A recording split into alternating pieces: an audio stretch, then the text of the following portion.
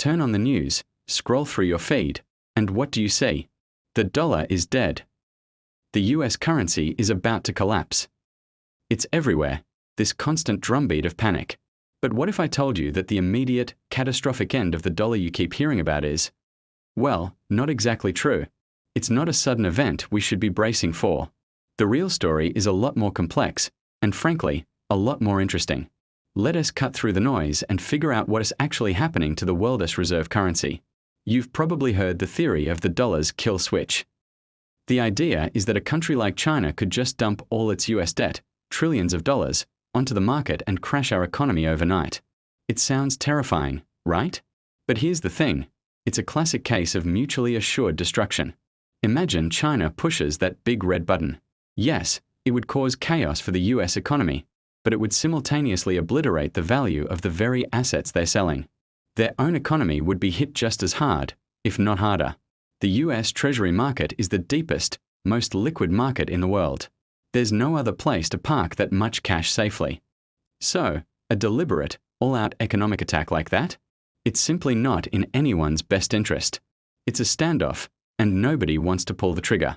So, if it's not a sudden crash, what is the real threat? It's not a quick explosion, it's a slow bleed.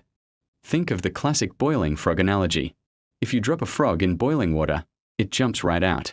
But if you put it in cool water and slowly turn up the heat, it won't notice the danger until it's too late. That's what's happening to the dollar. It's a gradual erosion of its dominance, not a dramatic collapse. We are already seeing signs of this. If you look at the futures market, the dollar index for January 2026 is already pricing in a 4-year low. This isn't a guess. It's what big money is betting on. The world is slowly, degree by degree, moving away from its reliance on the dollar. The water is getting warmer, and most people aren't even noticing. Now, let's talk about the BRICS nations, Brazil, Russia, India, China, and South Africa, plus their new members. What is their grand strategy? It's not about killing the dollar overnight. It's about sanction-proofing their economies. They've seen how effectively the US can use the dollar-based financial system as a weapon through sanctions. So, what are they doing? They're building a financial panic room.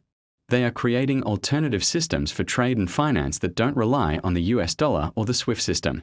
They're settling trades in their own local currencies. They're developing new payment platforms. This isn't an attack, it's a defensive move.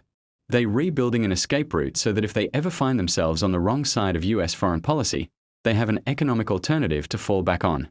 So, what does this all mean for you and your money? The key isn't to panic and bury gold in your backyard. The key is to understand this slow shift and prepare intelligently. This is the time to diversify your assets. Don't have all your eggs in one currency basket.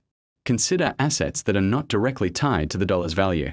Think about global stocks, real assets, and even small allocations to things like Bitcoin. The goal is to build a portfolio that's resilient, one that can weather this gradual change. It's not about predicting the exact future, but about being prepared for a world where the dollar is just one of several major currencies, not the undisputed king. We are going to be talking a lot more about these strategies. If you want to learn how to protect and grow your wealth in this changing world, make sure you subscribe and hit that notification bell. Thanks for watching.